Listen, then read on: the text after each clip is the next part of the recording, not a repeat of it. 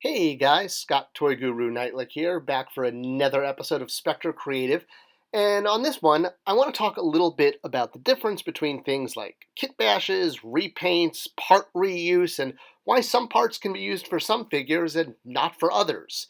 It's kind of interesting, and it all has to do with legal definitions, shall we say. So let's jump in. First, let's talk about what a kit bash is. So the term comes from the old model kits. Well, actually, not really old model kits. I mean, they still exist, but they were more popular in the 70s and 80s. It was those kits where you would build your own, usually vehicle, and sometimes they came on sprees, which is what you just saw, or sometimes the parts came in little baggies. Either way, kit bashing is when you take parts from different models and put them together to create your own thing. A good example is actually the original Millennium Falcon used for filming. It was built using parts from different off-the-shelf models. Crazy, right? So a good example, and we'll keep with the Star Wars theme for just a moment, is this figure, the skiff driver from Return of the Jedi, who came out in a 3-pack in the Vintage series 2 years ago. So he's made up of parts of a few different existing figures. He does have some new tooling, but his arms, his legs, and his head, the major parts of him, come from a combination of multiple existing Star Wars figures that are already tooled. So taking the parts and kit bashing them, in other words, the legs from this guy, the arms from this guy, the head from this guy, slap on a new backpack, give him a new weapon, and bam, now you have a new figure. Usually kit bashing involves not having any new parts, but in this case I wanted to use a good example, one that everyone could probably understand. All right, so that's what kit bashing is. What about shared parts? It's a little different. So kit bashing was when you're combining parts from all sorts of different figures. Shared parts is when a toy line, and Masters of the Universe is a great example, are made up of body types that are shared amongst many figures. Motu Classics is a perfect example too. It emulated the original. So you had different standard bodies, human, beastie, reptile, and they could combine with new heads. Marvel Legends does this too. Like the Bucky Cap body, which was introduced, is used for quite a lot of figures. New heads are added, sometimes new belts, new boots, new gloves, but the basic body remains the same. So this is not kit bashing, it's called shared part use, because you have the same basic body. You're not borrowing parts from multiple different figures to assemble someone, you're just taking a standard, what's called a buck. A buck is a toy industry word for a blank body, usually without a head. And then you add a different head to make it the character, because 90% of the character is in the head, if you will. And one of the cool things about shared bucks is that usually you can actually swap the heads back and forth. And that's kind of a cool thing too. So that's how that works when you have a shared part line. What about a repaint? So a repaint differs from shared parts or a kit bash because it's the exact same tool. Remember, a tool is the giant mold that costs like $100,000 to create. So you take that tool and you repaint it in a different color or in clear plastic, or but you don't alter the tool at all. So a good example is the Masters of the Universe Anti-Eternia He-Man. It's exactly He-Man in a different color. There are no changes, no new parts, no borrowed parts from other figures. It's literally He-Man in a different color, just like those two R2 units I was showing a moment ago, although those were customs, I think. But point, it still illustrates the example. A common misconception is that a character like Faker is a repaint. Faker is not a repaint. Faker is a kit bash because you are taking the body of He-Man and you're putting on the armor of Skeletor. It's not just He-Man in different color because he has different armor. So while a lot of people refer to Faker as a repaint, he's technically a kit bash, although you're repainting Skeletor's armor as well. But like I said, if you're going to get technical, that's what he would be. So yeah, it's a fine line, and sometimes they overlap like a Venn diagram. But hey, sharing is caring, and when toys can share parts, it really helps on the overall design process and the tooling budget. So let's look at some interesting examples. This is Zor. Zor is a eagle created for the Masters of the Universe Classics line. And sorry I'm doing so many He-Man examples, but hey, it's a line I worked on, so I know it well. So this tool for an eagle was used many, many times by Mattel. Sometimes in Masters of the Universe, like when the tool was repainted to be Screech that came with Eva Lynn. Exact same tool, same mold, just new colors applied. There were no new parts.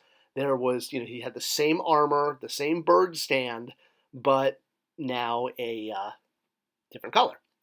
Now, that Eagle tool was reissued a few times in DC Universe in different colors and with different figures, but it's the same tool. So how is it a Masters of the Universe Eagle can wind up in a DC line? When the reverse happens, when you have something like Gorilla Grodd on the right and Gygor on the left, why couldn't they use the same body? That's kind of confusing because the Eagle went back and forth, but the Gorilla doesn't. To understand this, we have to look a little bit at the history of toys and the way licensing works and the way shared parts have worked over the last 30 or so years, because things have changed.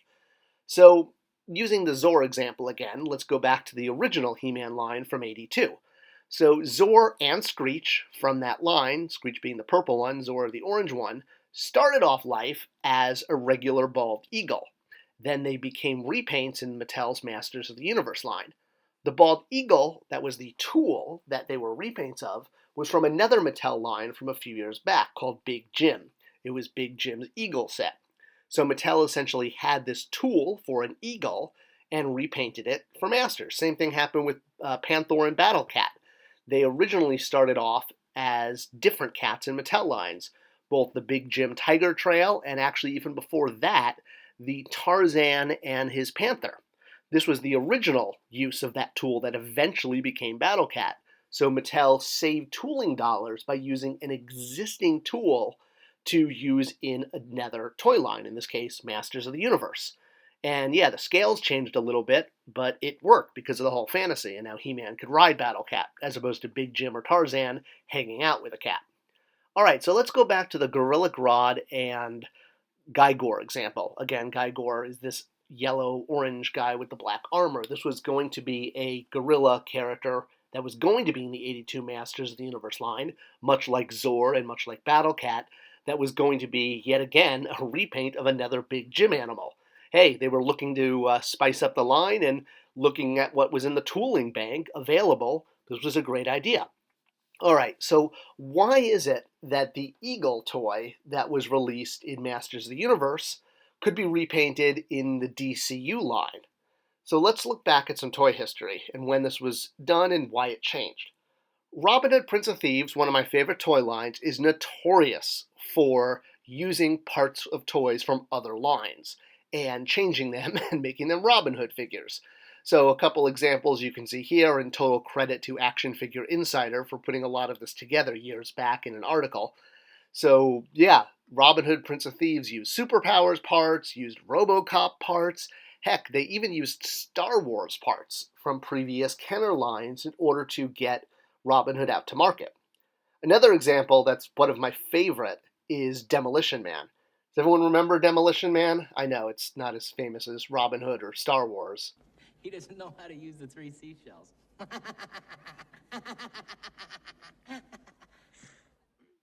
All right, so this Sylvester Stallone-driven franchise, well, movie, not franchise, was also a rush to market to get the toys out, and in this case, Mattel, in order to do it, used another line. They used the New Adventures of He-Man toys. So yeah, you'll notice if you pick up the Demolition Man toys, all of the figures are repaints of He-Man figures from New Adventures. And this is why Sylvester Stallone's figure has an H on his belt, because he originally started off as He-Man. They just put a new head on the figure. So another classic example from the '80s of one toy line supplying the basic body for another and being a repaint. And at that time, having a line that was two different licenses, mix and match, wasn't a big deal. So what changed? Why can't we do this today? Well, it's because today, all the major movie studios are owned by corporations that are very protective over their trademarks.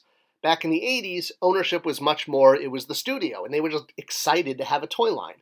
Now that the studios are owned by giant corporations, they're very protective over what are called bucks. So if you have a buck, in this case a WWE buck, it can't be used for a DC superhero or a Marvel superhero or even a He-Man line. It can only be used for WWE, which is why you don't see crossover between bucks. It might seem like, oh, well, a buck for a wrestler should look great for a superhero, right? They're both, spandex-clad characters. But, you can't take Scarlet here and then just repaint her or use her basic body in order to make, well, I guess, Scarlet. Yes, I know they're two different toy companies, but, you get the point I'm trying to make. This is because companies are now very protective over their ownership, and they consider these bucks proprietary. So then the question is, why was Masters of the Universe Classics able to donate the Eagle to DC Universe? If it started off as a Motu toy, as Screech the Eagle or bird, well, how did it wind up in the Wonder Twins pack and Beast Boys pack and Vixen's pack in DC? When, on the other hand, Gorilla Grodd here could not become Gygor? And the answer is, it's all about chain of custody. Where does the tool start? So in the case of the gorillas, Gygor was in DC first. So he's now owned by Warner Brothers, even though Mattel designed him. So he can be other apes in the DC line, like Monsieur Mala, but he can't be a gorilla in the Masters of the Universe line. On the opposite side, because the eagle started off as a Motu item, it can now be part of other brands. It's all based on where it starts. If the tool starts with a movie studio or it starts with a toy company. If the tool starts with a toy company, the toy company might decide, oh, I want to save money and use this as another line.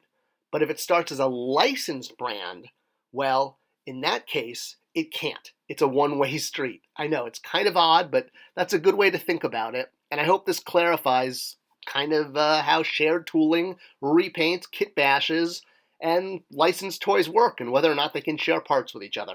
Thanks for watching, and hey, if you like this video, be sure to comment, leave a bell ring and a subscription, all that stuff that helps the algorithm, because it's great for sharing this with other people. I'll see you guys next time.